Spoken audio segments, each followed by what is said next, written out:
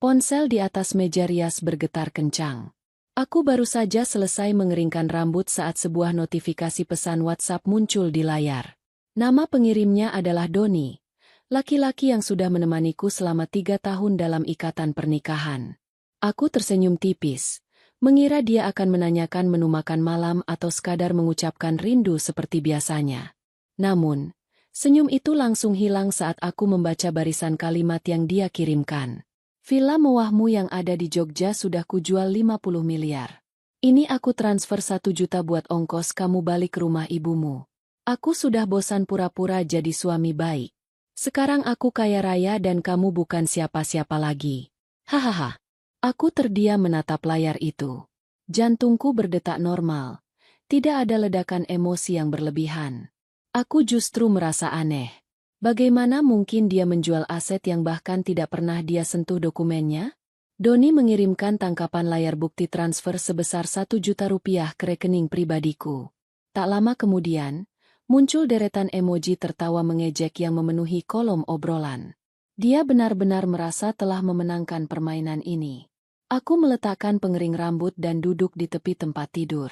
Kamar mewah ini terasa sangat sunyi. Doni tidak ada di rumah sejak pagi. Dia beralasan ada urusan bisnis di luar kota. Tapi ternyata dia sedang sibuk mengurusi villa warisan ayahku. Aku menarik napas panjang dan mencoba mencerna situasi. Dia baru saja mengakui pengkhianatannya secara terbuka. Dia mengusirku dari rumah kami sendiri dengan uang 1 juta rupiah. Seolah-olah aku adalah pengemis yang bisa dia buang kapan saja. Mbok Siti, asisten rumah tangga yang sudah ikut denganku sejak kecil, mengetuk pintu kamar. Dia masuk dengan wajah cemas sambil membawa segelas air putih. Aku melihat tangannya sedikit gemetar. Sepertinya dia juga merasakan ada sesuatu yang tidak beres di rumah ini sejak Doni pergi terburu-buru tadi pagi. Non Rani, Bapak tadi pergi bawa koper besar. Apa Non sudah tahu? Tanya Mbok Siti dengan suara pelan. Aku mengangguk sambil menunjukkan pesan di ponselku. Mbok Siti menutup mulutnya dengan tangan. Matanya berkaca-kaca karena tidak percaya dengan apa yang baru saja dia baca. Dia tahu betul betapa aku sangat mencintai Doni selama ini. Dia juga tahu bahwa seluruh fasilitas yang dinikmati Doni adalah milik keluargaku. Bapak tega sekali. Non. Lalu Non mau bagaimana? Ibu di kampung pasti sedih kalau tahu Non diperlakukan begini. Lanjut Mbok Siti. Aku meminum air putih itu dengan tenang. Jangan khawatir. Mbok, Doni hanya sedang bermimpi di siang bolong. Dia pikir dia sangat pintar. Tapi dia lupa dengan siapa dia menikah. Aku tidak akan pulang ke rumah ibu sekarang.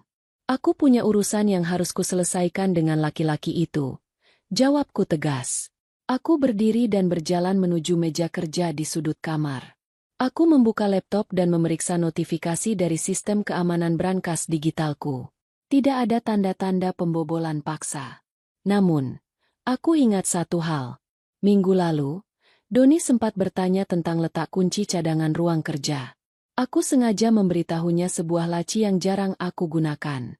Di sana, aku menyimpan sebuah map berwarna biru yang sangat identik dengan map dokumen properti. Doni pasti mengambil map itu. Dia pasti sangat yakin bahwa isinya adalah sertifikat asli Villa Jogja. Padahal, aku sudah menyiapkan jebakan itu sejak aku mencium aroma perselingkuhannya 3 bulan lalu.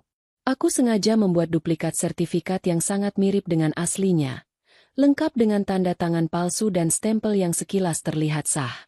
Aku ingin tahu sejauh mana dia berani mengkhianatiku. Ternyata, dia jauh lebih rakus dari yang kubayangkan. Aku mengambil ponsel dan menghubungi pengacaraku. Pak Broto. Suara di seberang sana terdengar sigap.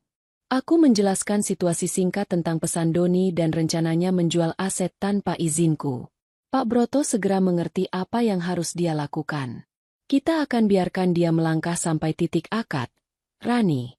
Itu akan menjadi bukti kuat penipuan dan pencucian uang jika dia benar-benar menerima pembayaran dari pembeli. Kata Pak Broto dari balik telepon. Aku setuju. Aku ingin Doni merasa berada di puncak dunia sebelum aku menjatuhkannya ke dasar jurang. Aku kembali menatap pesan ejekannya.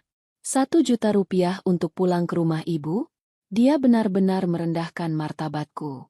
Dia lupa bahwa selama ini dialah yang hidup menumpang di rumah ini. Mobil yang dia kendarai, baju yang dia pakai, bahkan jam tangan mewah di pergelangan tangannya adalah hasil dari uang perusahaanku. Aku bangkit dan mengambil tas kecil. Aku harus memastikan satu hal lagi. Aku keluar dari kamar dan menuju ruang kerja. Ruangan itu terlihat sedikit berantakan. Laci yang aku maksud tadi terbuka lebar. Map biru itu sudah hilang. Aku tersenyum dingin. Doni benar-benar masuk ke dalam perangkap. Dia mengambil umpan itu tanpa memeriksa detailnya karena terlalu bernafsu ingin menjadi kaya secara instan. Aku duduk di kursi kerja dan menyalakan tablet untuk memantau pergerakan rekening perusahaan. Doni tidak memiliki akses ke sana, tapi dia mencoba melakukan beberapa kali percobaan login yang gagal tadi siang. Dia benar-benar ingin menguras semuanya. Keserakahannya telah membutakan logikanya sendiri. Aku mengirim pesan singkat kepada ibu agar beliau tidak perlu khawatir jika mendengar berita aneh tentangku. Ibu membalas dengan sangat bijak, memintaku untuk tetap tenang dan menyelesaikan masalah dengan kepala dingin. Malam itu, aku tidak menangis sama sekali. Rasa cintaku pada Doni sudah menguap sejak dia berani menghina orang tuaku dalam sebuah pertengkaran kecil sebulan yang lalu. Kini yang tersisa hanyalah logika dan rencana balas dendam yang rapi. Doni mengira aku hanya perempuan lemah yang akan menangis terseduh-seduh saat diceraikan dan diusir. Dia akan segera tahu bahwa bermain api denganku adalah kesalahan terbesar dalam hidupnya. Cahaya matahari pagi masuk melalui celah gorden ruang kerja. Aku belum tidur sejak semalam. Fokusku sepenuhnya tertuju pada layar monitor yang menunjukkan lokasi GPS mobil yang dibawa Doni. Dia berada di sebuah hotel berbintang di pusat kota. Aku tahu pasti, di sanalah dia akan melakukan transaksi besar itu. 50 miliar rupiah adalah angka yang fantastis, cukup untuk membuat orang seperti Doni kehilangan akal sehatnya. Aku melangkah menuju brankas rahasia yang tersembunyi di balik lemari buku. Aku menekan kode kombinasi dan memindai sidik jariku. Pintu besi kecil itu terbuka dengan suara klik yang halus. Di dalamnya, tersimpan sebuah map coklat tua yang masih tersegel rapat. Itulah sertifikat asli Villa Jogja. Villa itu adalah warisan dari almarhum ayahku. Sebuah bangunan bersejarah dengan luas tanah yang luar biasa. Tidak ada seorang pun yang boleh menyentuhnya, apalagi menjualnya demi kepentingan pribadi. Aku mengeluarkan sertifikat itu dan mengusap permukaannya. Ayah membangun villa itu dengan kerja keras. Beliau berpesan agar aku menjaganya baik-baik. Doni sering merengek ingin mengelola villa itu sebagai hotel butik, tapi aku selalu menolak. Sekarang aku tahu alasan sebenarnya dia begitu tertarik. Dia ingin menguangkan kenanganku demi kesenangannya sendiri. Aku menutup brankas dan memasukkan sertifikat asli ke dalam tas kerjaku. Aku sudah menyiapkan dokumen pendukung lainnya, termasuk bukti kepemilikan sah dan surat kuasa yang tidak pernah aku berikan kepada Doni. Aku memanggil Mbok Siti untuk menyiapkan sarapan yang cukup banyak. Aku butuh energi untuk menghadapi drama yang akan terjadi siang nanti. Non, apa perlu Mbok panggilkan kerabat yang lain untuk menemani? Tanya Mbok Siti saat meletakkan piring nasi goreng di meja. Tidak perlu, Mbok. Aku sudah berkoordinasi dengan kepolisian dan pengacara. Aku ingin menyelesaikan ini sendiri. Mbok tetap saja di rumah dan jaga semuanya dengan baik. Kalau ada orang suruhan Doni datang untuk mengambil barang-barang, jangan izinkan mereka masuk, pesanku tegas. Mbok Siti mengangguk patuh. Aku makan dengan tenang, menikmati setiap suapan seolah tidak ada beban yang menghimpit. Keyakinanku sangat kuat. Doni sudah menggali lubang kuburnya sendiri. Dia terlalu meremehkan kecerdasanku hanya karena aku selalu bersikap lembut sebagai istri selama ini. Dia menganggap kelembutanku sebagai kelemahan. Sekitar pukul 9 pagi, ponselku kembali bergetar. Ada pesan dari nomor baru yang tidak aku kenal. Isinya adalah foto Doni yang sedang duduk di lobi hotel bersama seorang wanita cantik berpakaian seksi. Wanita itu adalah Maya, mantan kekasihnya yang dulu dia tinggalkan demi menikahiku. Ternyata mereka sudah lama menjalin hubungan di belakangku. Doni terlihat sangat bahagia dalam foto itu, memegang segelas sampanye dengan senyum lebar. Aku menyimpan foto itu sebagai tambahan bukti perselingkuhan. Hatiku tidak sakit, Justru aku merasa lega. Ini memudahkanku untuk memutus semua ikatan dengannya tanpa ada rasa bersalah. Aku segera menghubungi Pak Broto dan memberitahu lokasi tepatnya Doni berada. Pak Broto sudah berada di sekitar lokasi bersama 2 orang anggota polisi berpakaian preman. Rani, kita tinggal menunggu konfirmasi dari pihak notaris yang akan menangani transaksi mereka. Saya sudah menanam orang di kantor notaris tersebut untuk memberikan sinyal saat mereka mulai membaca dokumen, lapor Pak Broto. Bagus. Pak, saya akan berangkat sekarang. Kita bertemu di lobi samping, kataku. Aku mengenakan setelan kantor berwarna hitam yang memberikan kesan kuat dan mandiri. Aku memoles lipstik merah berani di bibirku. Aku tidak ingin terlihat seperti istri yang teraniaya.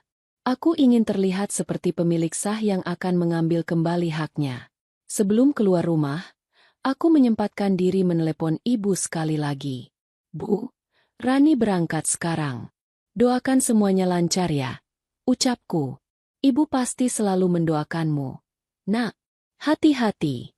Ingat, jangan terpancing emosi. Biarkan hukum yang bekerja.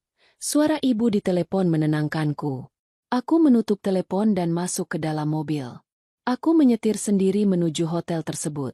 Di sepanjang jalan, aku membayangkan wajah Doni saat dia menyadari bahwa kertas yang dia bangga-banggakan itu tidak lebih dari sampah. Dia pasti sudah menjanjikan banyak hal pada Maya dengan uang 50 miliar itu. Mungkin mereka sudah berencana kabur ke luar negeri setelah transaksi selesai. Tiba di hotel. Aku melihat mobil mewah yang Doni bawa terparkir di area depan. Dia benar-benar tidak tahu malu menggunakan fasilitas dariku untuk mengkhianatiku. Aku memarkir mobil di area yang agak jauh agar tidak terlihat olehnya. Aku berjalan menuju lobi samping dan bertemu dengan Pak Broto. Mereka sudah naik ke ruang pertemuan di lantai 4. Rani, notarisnya sudah ada di sana.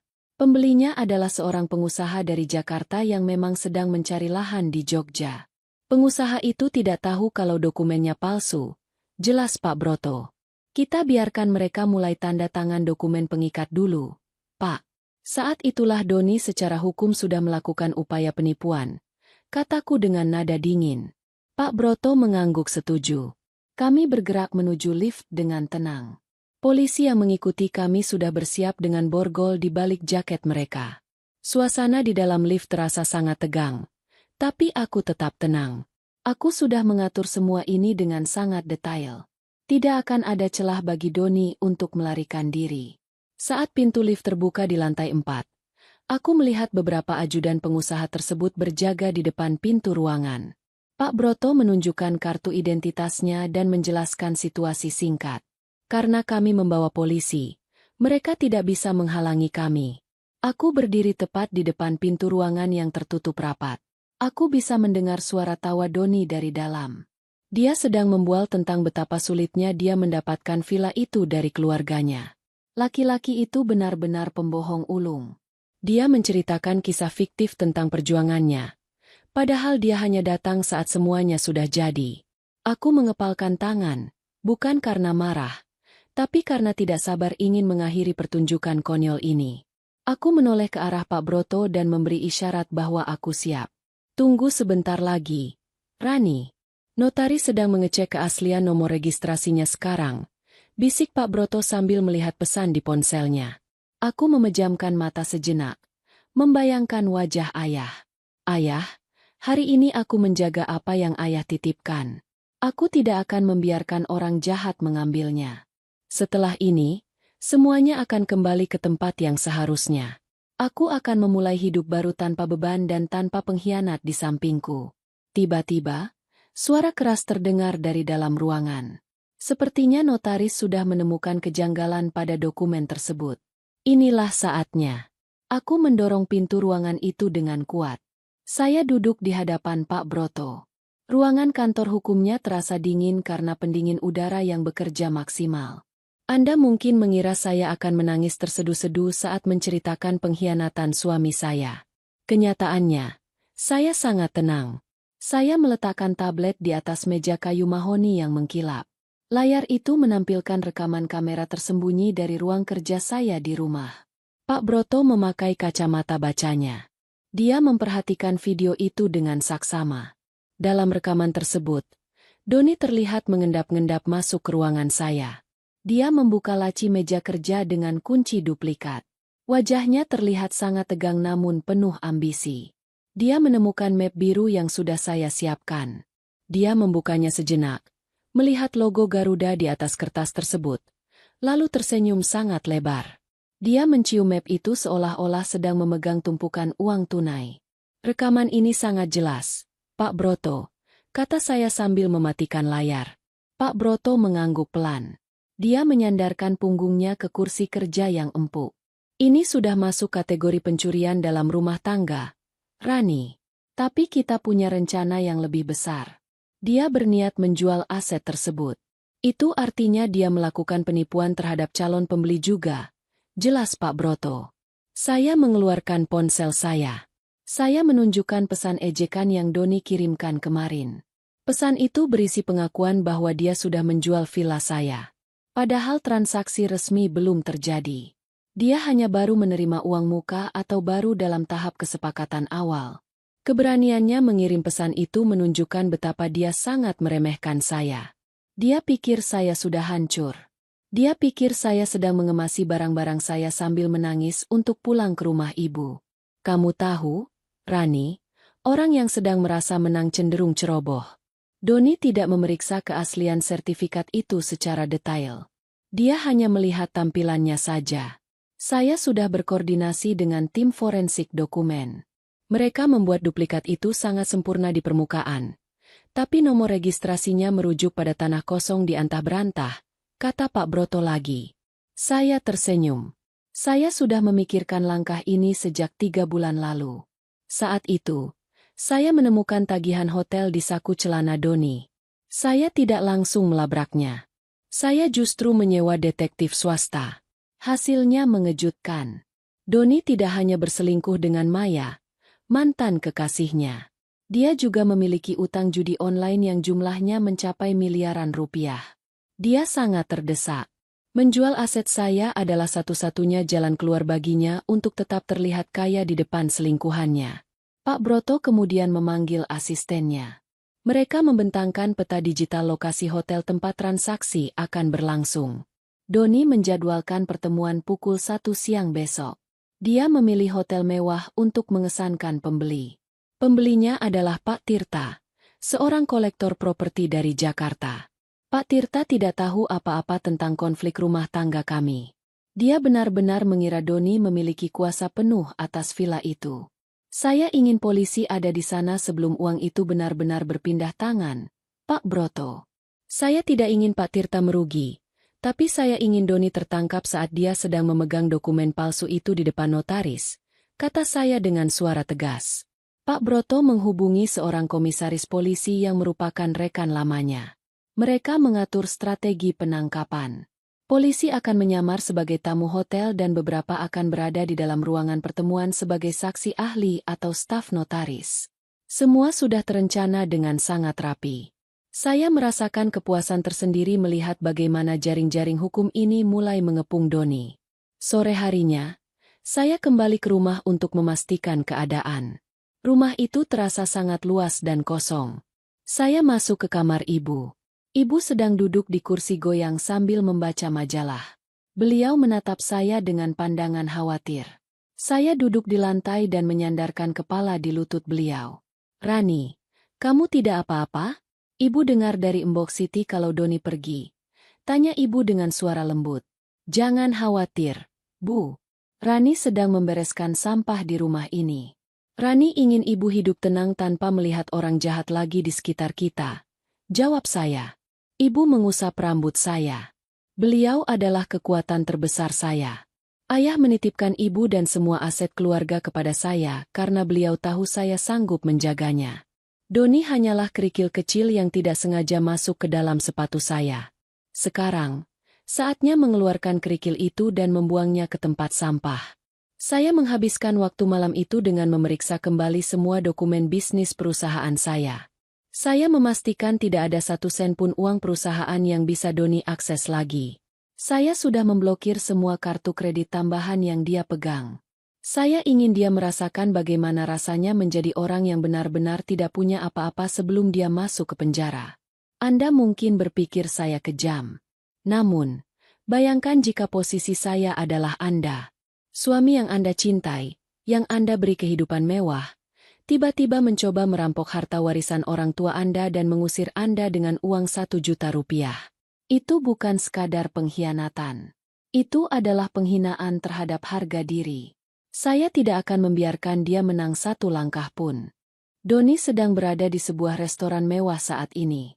Saya tahu itu karena alat pelacak yang saya pasang di mobilnya masih berfungsi dengan baik. Saya melihat layar ponsel saya yang menampilkan posisi GPS-nya. Dia berada di kawasan elit Jakarta Selatan. Detektif swasta saya mengirimkan beberapa foto terbaru melalui pesan instan. Dalam foto-foto tersebut, Doni terlihat sangat berbeda. Dia mengenakan jas baru yang harganya pasti puluhan juta rupiah. Dia duduk berhadapan dengan Maya. Wanita itu mengenakan gaun merah yang sangat mencolok. Mereka terlihat sangat mesra. Doni memegang tangan Maya sambil mengangkat gelas wine. Mereka sedang merayakan kekayaan yang sebenarnya belum mereka miliki. Sayang, setelah uang 50 miliar itu masuk, kita langsung ke Paris ya? Aku sudah bosan di Jakarta. Suara Maya terdengar dari rekaman suara yang dikirimkan detektif saya. Doni tertawa keras. Tawa yang sangat saya kenal. Tawa penuh kesombongan. Tentu saja. Sayang. Kita akan beli apartemen di sana. Rani itu bodoh. Dia pikir aku benar-benar mencintainya. Dia cuma mesin uangku selama ini. Sekarang, dia pasti sedang menangis di rumah ibunya yang kecil itu. Aku cuma kasih dia 1 juta supaya dia tahu diri kalau dia itu rendah. Jawab Doni. Mendengar kata-kata itu, darah saya terasa sedikit mendidih. Dia menyebut rumah ibu saya kecil dan rendah. Dia lupa bahwa rumah itulah yang menampungnya saat dia hampir bangkrut 5 tahun lalu.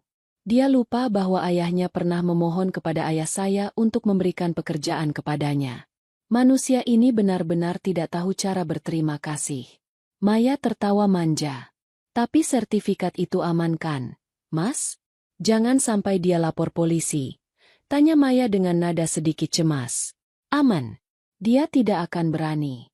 Dia itu lemah. Dia terlalu mencintaiku untuk berani melaporkanku. Lagi pula, dia tidak punya bukti. Sertifikat itu sudah ada di tanganku.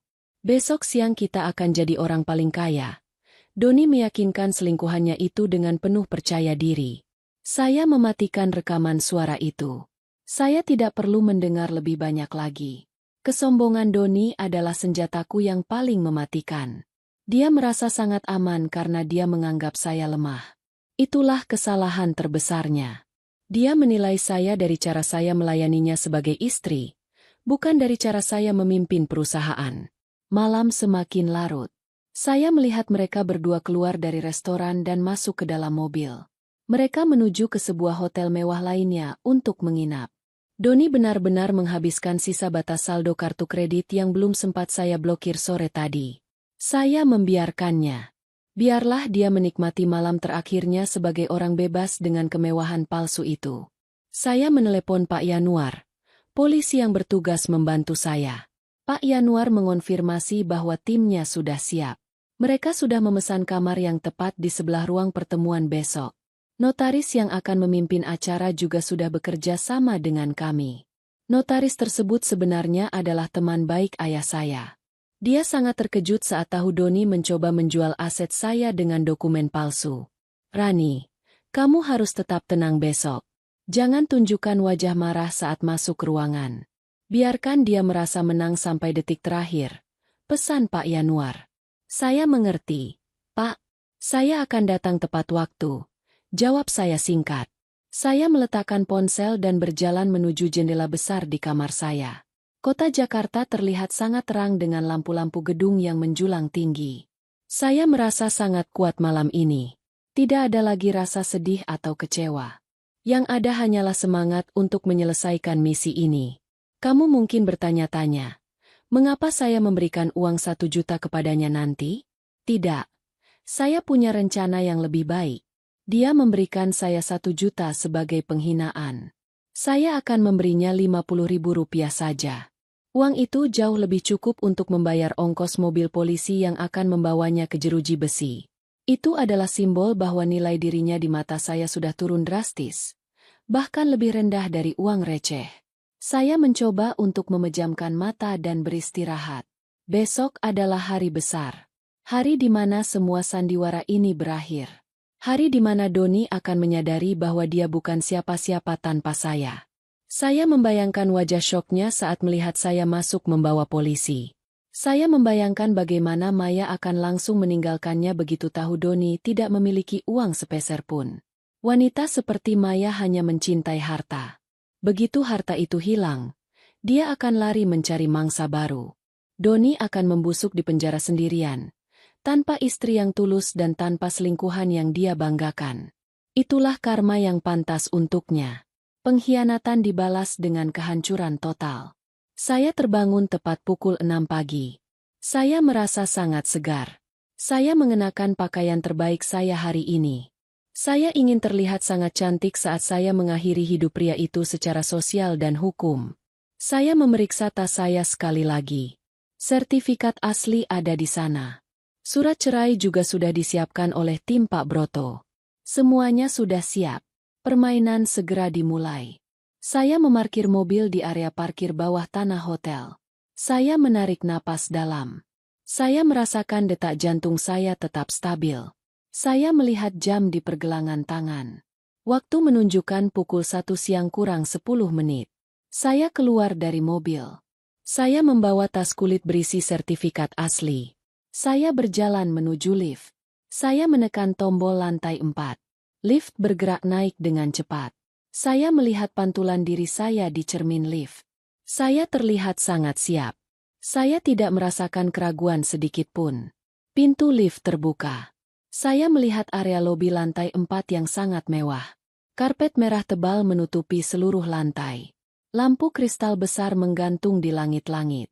Saya melihat Pak Broto dan tim polisi sudah berada di posisi mereka masing-masing. Mereka menyamar dengan sangat baik. Ada yang pura-pura membaca koran. Ada yang duduk sambil memainkan ponsel. Pak Broto memberi saya kode melalui anggukan kecil. Saya berjalan menuju lounge yang lebih sepi. Saya duduk di sana untuk menunggu aba-aba. Di dalam ruang pertemuan nomor 402, Doni sudah duduk manis. Saya tahu ini dari laporan tim saya di dalam. Doni datang bersama Maya. Maya mengenakan perhiasan yang sangat berlebihan. Doni memakai jam tangan Rolex yang saya belikan tahun lalu. Dia terlihat sangat bangga. Dia memesan kopi paling mahal.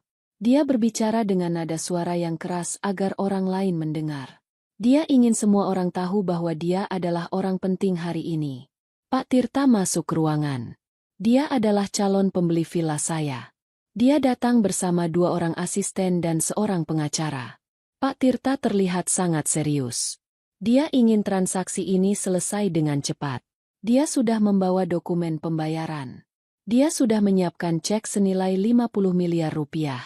Doni berdiri dan menyambut Pak Tirta dengan sangat ramah. Dia menjabat tangan Pak Tirta dengan kuat. Dia menunjukkan senyum paling lebar yang pernah saya lihat. Silakan duduk, Pak Tirta. Saya sudah menyiapkan semuanya. Kita bisa langsung ke inti acara, kata Doni dengan suara lantang. Pak Tirta mengangguk pelan.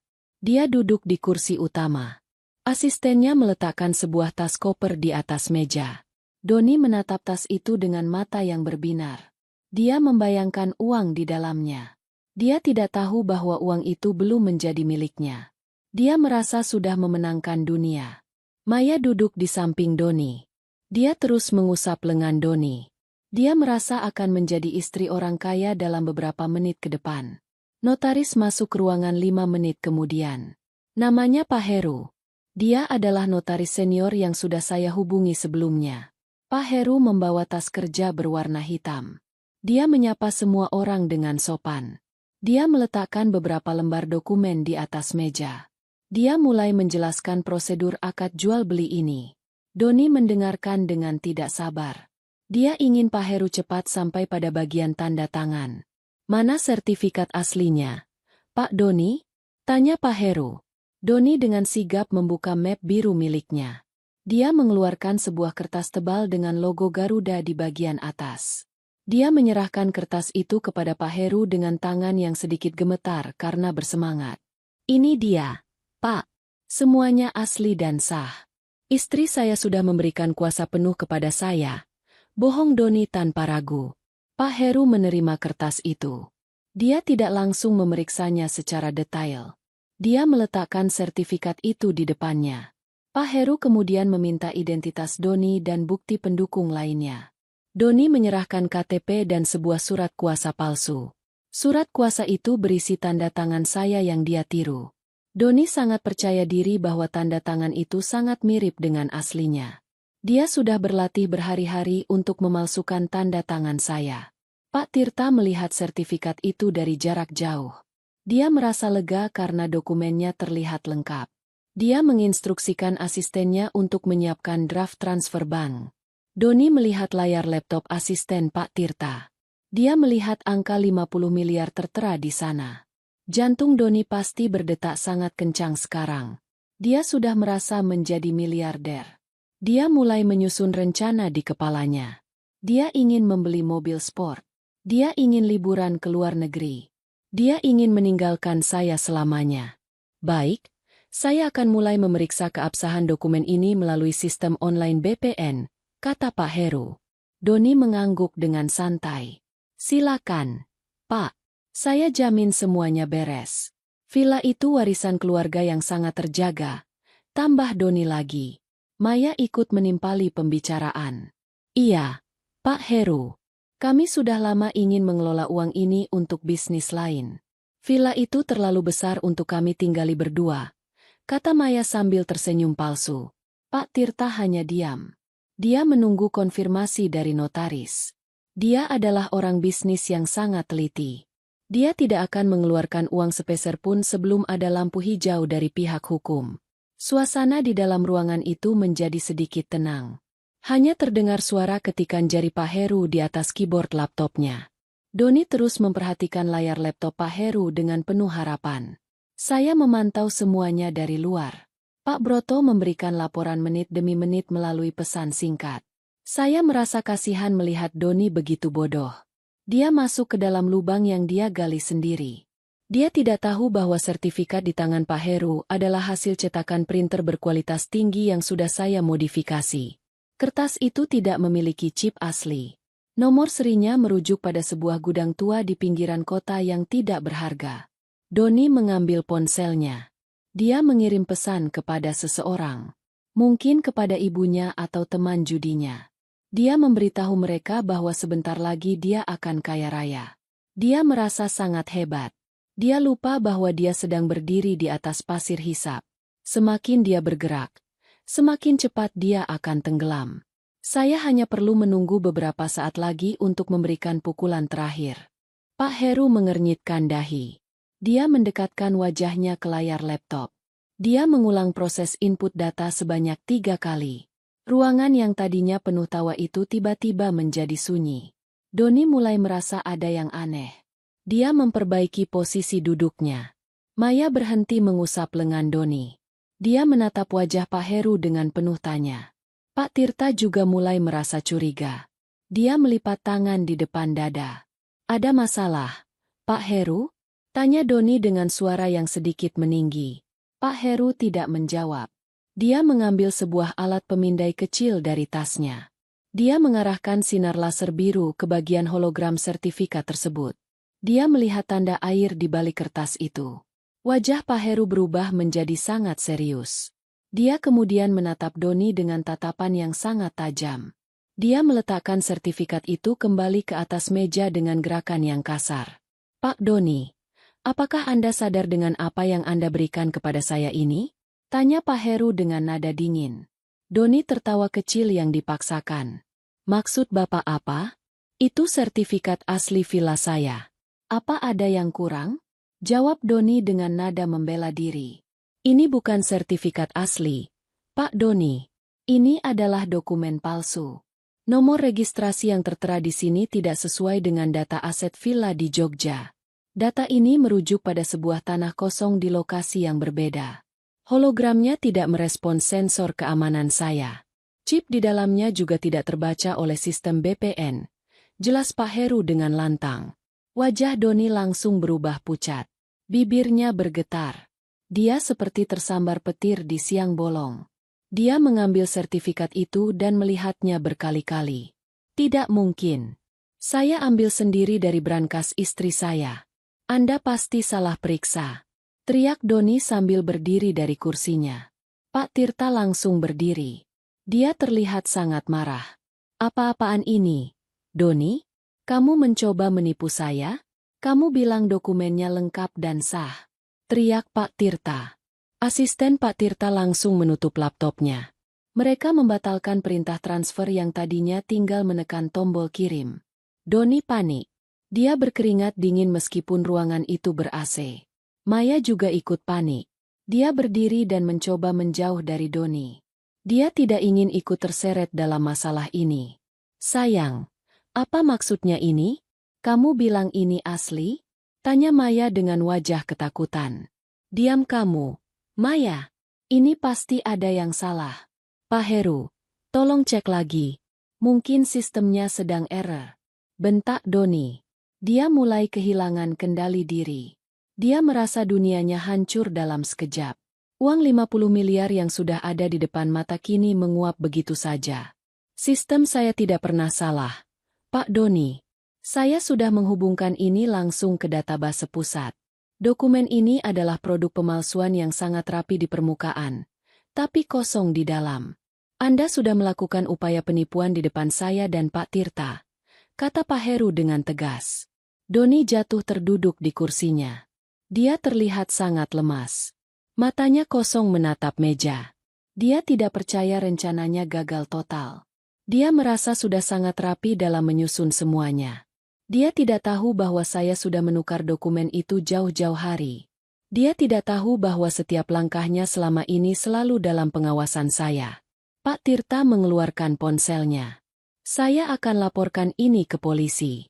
Ini adalah penghinaan bagi saya. Katanya dengan nada mengancam. Jangan, Pak Tirta. Tolong beri saya waktu. Saya akan bicara dengan istri saya. Mungkin dia memberikan map yang salah kepada saya. Mohon Doni dengan suara parau.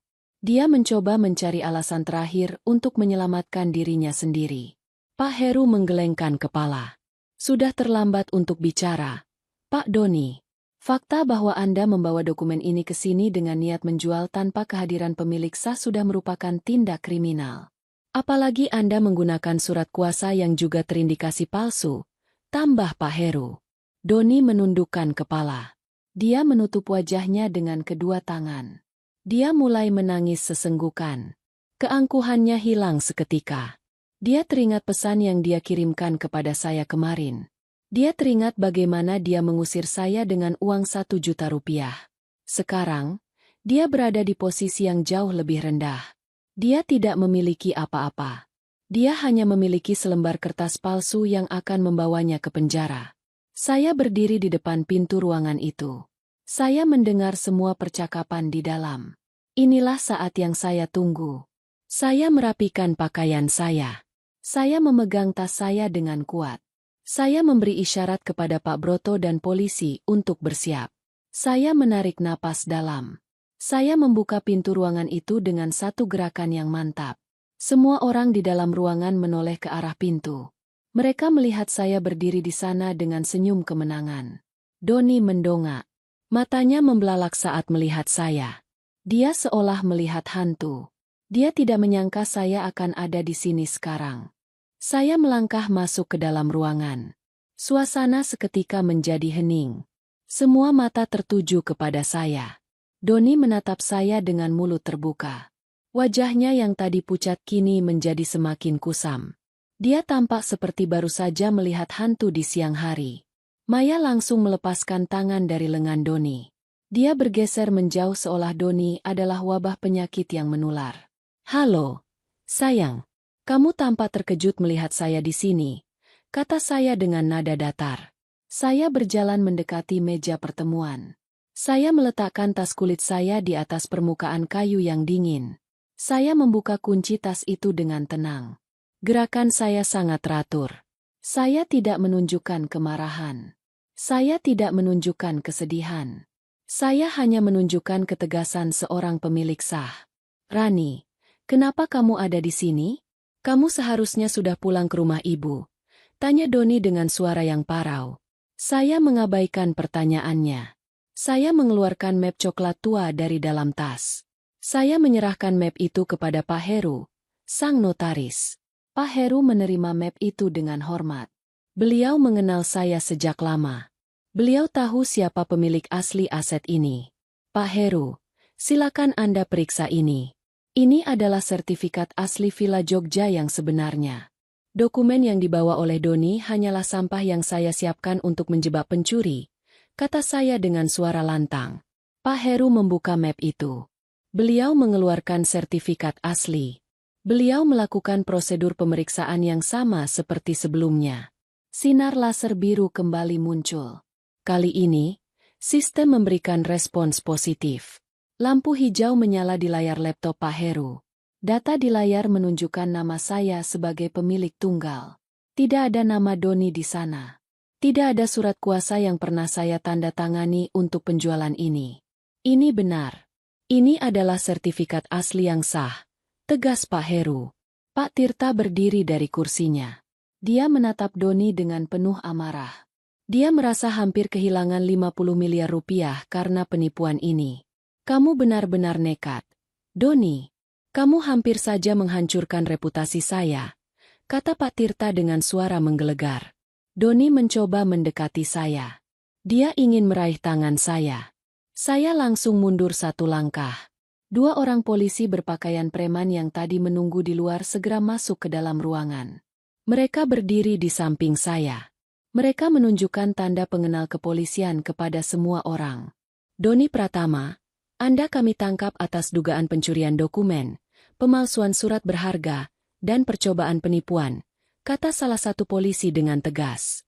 Kamu pasti tidak menyangka ini akan terjadi, bukan? Kamu terlalu fokus pada angka 50 miliar itu.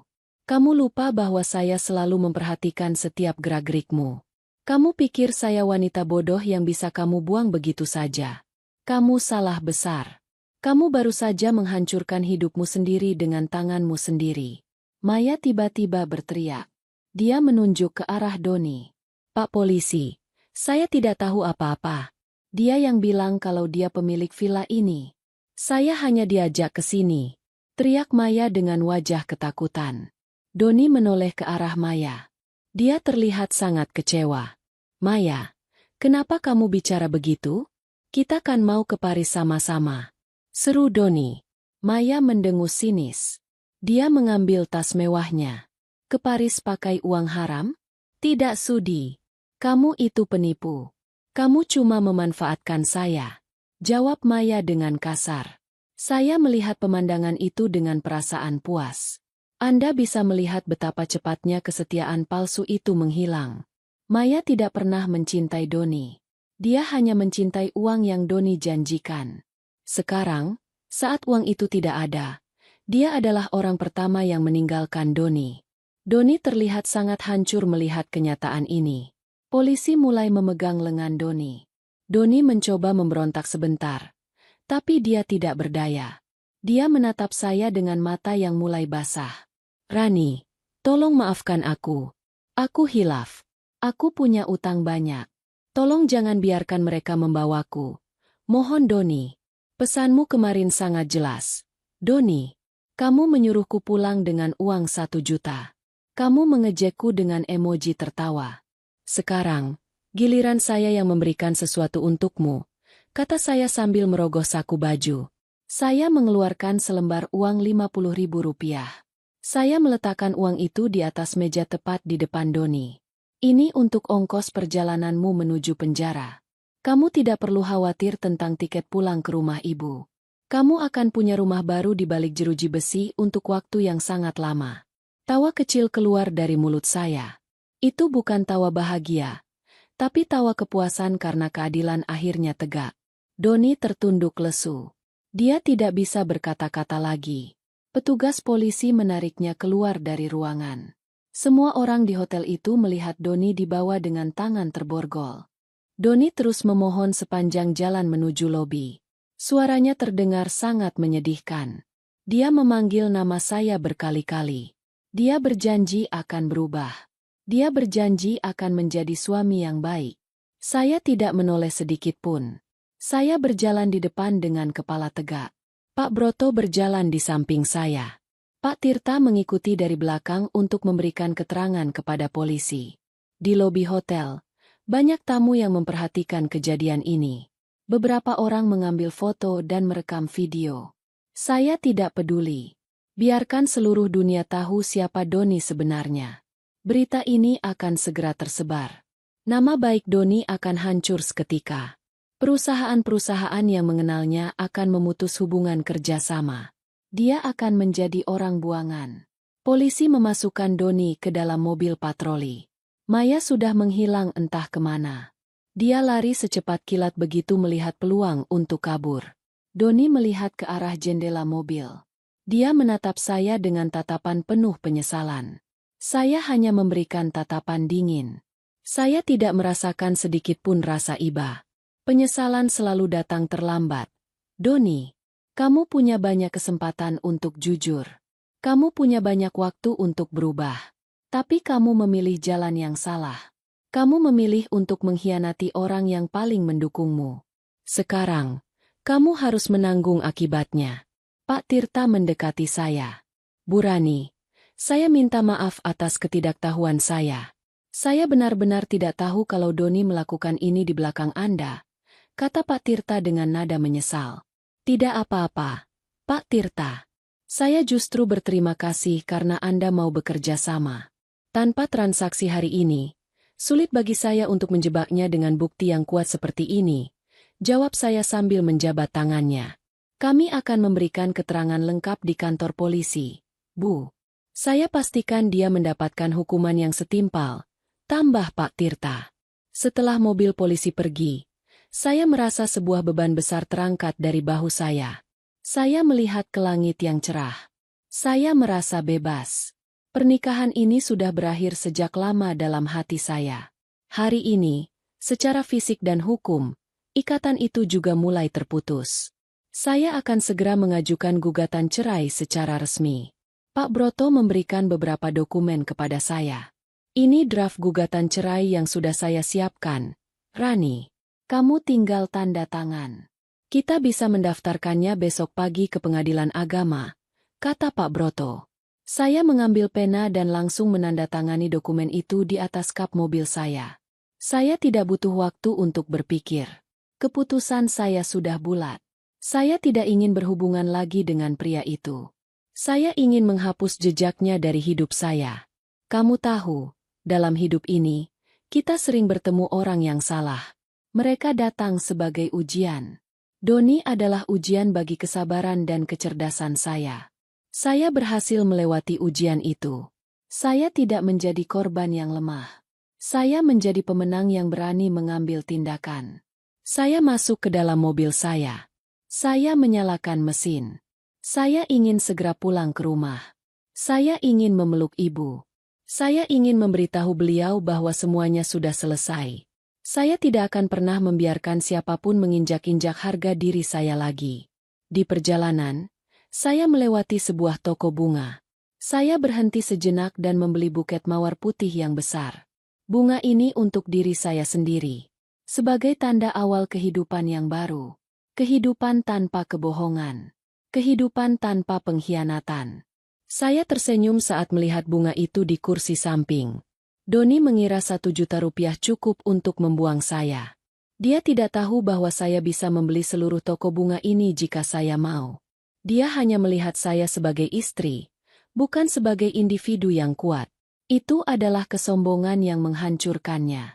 Sampai di rumah, Embok Siti menyambut saya dengan tangis haru. Dia sudah mendengar kabar dari Pak Broto. Non Rani hebat sekali. Embok bangga sama Non, kata Mbok Siti sambil memeluk saya. Saya masuk ke kamar ibu. Beliau sedang duduk di tempat tidur sambil berzikir. Saya mendekati beliau dan mencium tangannya.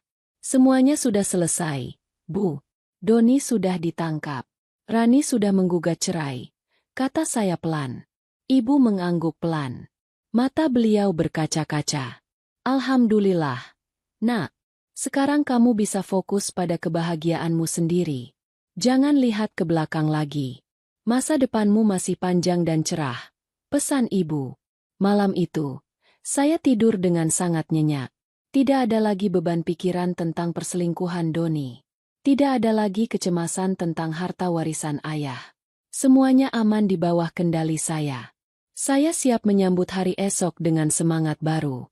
Saya adalah Rani, seorang wanita yang tidak bisa diremehkan. Mobil polisi yang membawa Doni melaju pergi meninggalkan halaman hotel. Saya berdiri di lobi utama dengan perasaan tenang. Pak Broto mendampingi saya menuju kantor polisi untuk memberikan keterangan tambahan. Saya masuk ke dalam mobil mewah saya sendiri. Saya mengemudikan kendaraan dengan perlahan. Pikiran saya melayang pada kenangan masa lalu. Doni dulu adalah pria yang tampak sangat tulus. Dia mendekati saya saat saya sedang berduka karena kehilangan ayah. Saya memberikan segalanya untuk dia. Saya memberikan kepercayaan dan harta. Namun dia membalasnya dengan racun pengkhianatan. Tiba di kantor polisi. Suasana terasa sangat dingin. Bau asap rokok dan kertas tua memenuhi ruangan. Saya melihat Doni duduk di sebuah kursi besi di ruang interogasi. Dia tidak lagi memakai jas mahalnya. Polisi sudah menyita barang-barang pribadinya sebagai bukti. Doni menunduk lesu. Wajahnya sembab karena terus menangis. Saya duduk di hadapan penyidik. Saya menjelaskan kronologi kejadian secara detail.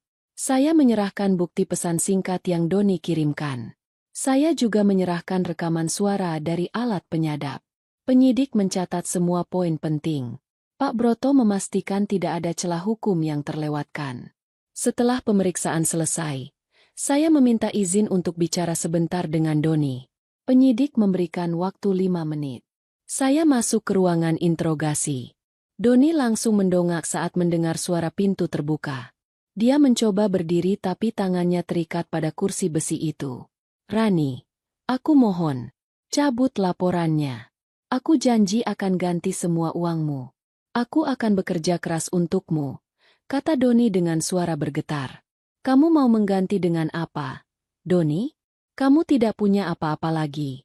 Semua asetmu berasal dari uangku. Sekarang semuanya sudah aku bekukan, jawab saya dengan suara dingin. Doni menangis lagi.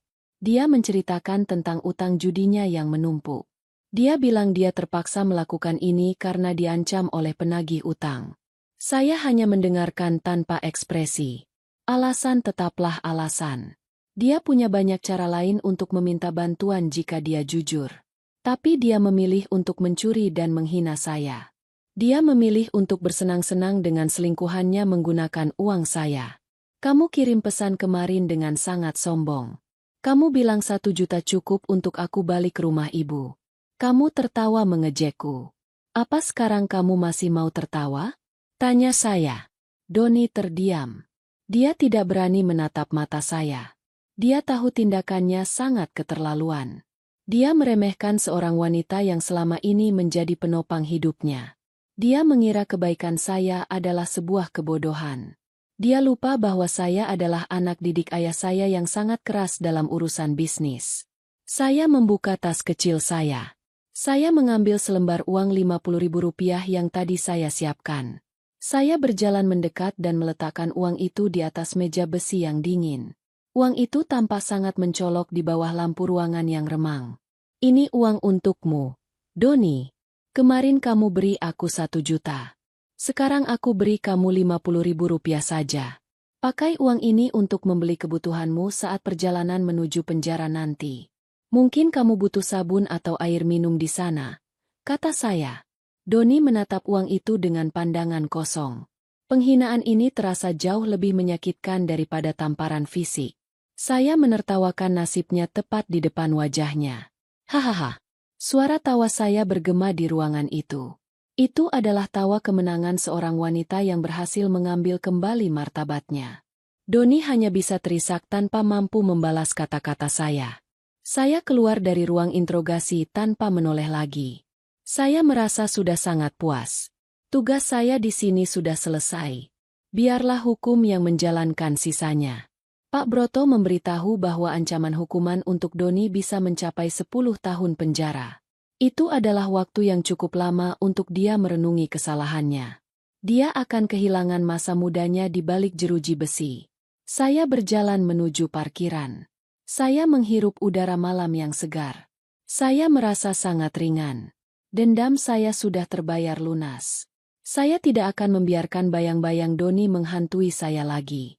Saya akan menghapus namanya dari dokumen keluarga saya. Saya akan memulai hidup yang benar-benar baru esok hari. Ibu menunggu di rumah dengan cemas. Saya segera menelepon beliau agar beliau bisa beristirahat dengan tenang. Saya katakan bahwa Doni sudah diproses secara hukum. Ibu bersyukur karena keadilan berpihak pada kami. Ibu berpesan agar saya tidak menjadi orang yang sombong setelah menang. Saya berjanji akan tetap menjadi pribadi yang baik tapi tetap waspada. Malam itu saya merenung. Anda mungkin berpikir bahwa memaafkan adalah jalan terbaik. Tapi bagi saya, keadilan harus tetap ditegakkan. Memaafkan bukan berarti membiarkan kejahatan tanpa hukuman. Jika saya membiarkan Doni pergi, dia akan melakukan hal yang sama pada wanita lain.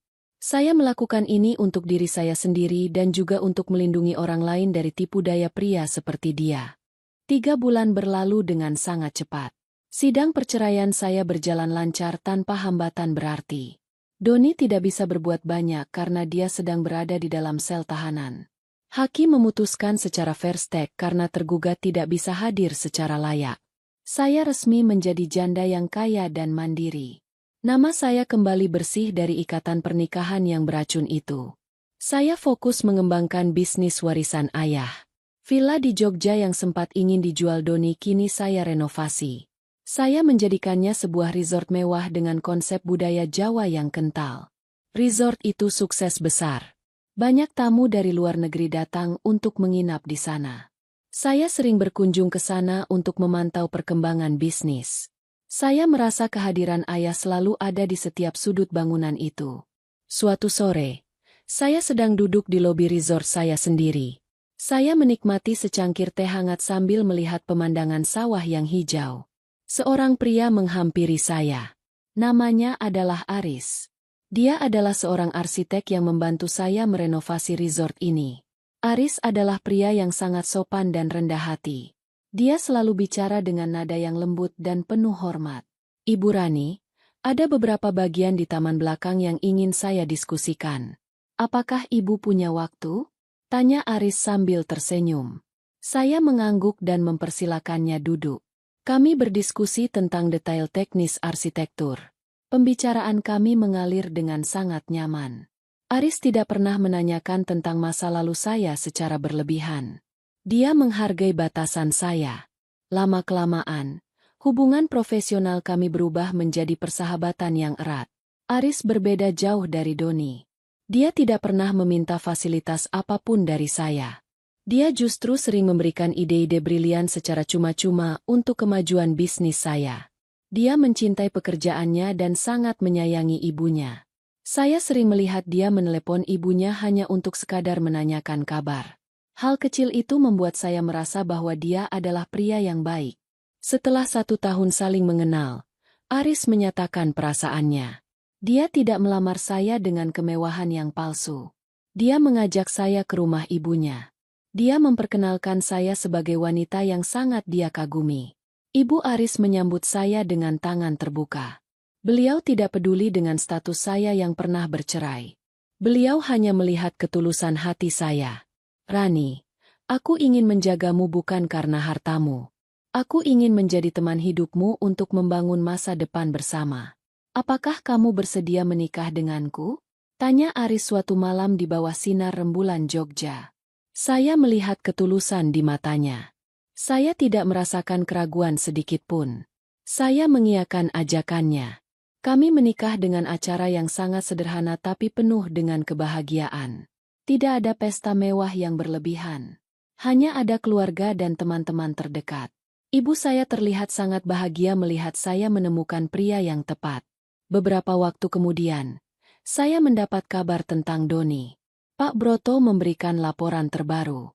Doni sudah dijatuhi hukuman 8 tahun penjara. Hartanya yang tersisa habis untuk membayar pengacara yang gagal membelanya. Maya, selingkuhannya, sudah menikah lagi dengan pria kaya lainnya. Doni benar-benar ditinggalkan sendirian. Dia menderita sakit di dalam penjara karena stres dan gaya hidup yang buruk. Saya tersenyum membaca laporan itu. Itu bukan senyum jahat, tapi senyum karena melihat hukum karma sedang bekerja dengan sempurna. Doni mendapatkan apa yang dia tanam. Dia menabur badai. Sekarang dia menuai kehancuran. Dia yang dulu tertawa mengejek saya dengan uang 1 juta, kini menangis meratapi nasib di balik tembok beton. Sekarang saya hidup sangat bahagia bersama Aris. Kami dikaruniai seorang anak laki-laki yang sangat tampan. Aris menjadi ayah yang luar biasa. Dia tidak pernah sekalipun mencoba menguasai bisnis saya. Kami saling mendukung dan saling menghargai. Saya belajar bahwa kebahagiaan sejati tidak bisa dibeli dengan uang hasil rampasan. Kebahagiaan sejati datang dari ketulusan dan kejujuran. Anda harus percaya bahwa setiap perbuatan buruk akan ada balasannya. Jangan takut menghadapi pengkhianatan. Tetaplah cerdas dan kuat. Jangan biarkan siapapun meremehkan Anda. Dunia akan berputar dan pada saatnya Anda akan menjadi pihak yang menertawakan nasib buruk orang-orang yang pernah menyakiti Anda. Hidup saya adalah bukti nyata bahwa kebenaran akan selalu menang. Setiap pagi saya bangun dengan rasa syukur. Saya melihat ibu yang sehat dan suami yang setia di sisi saya. Saya melihat anak saya bermain di taman yang asri. Kenangan pahit tentang Doni sudah terkubur dalam-dalam. Saya sudah menang sepenuhnya. Saya adalah pemilik takdir saya sendiri.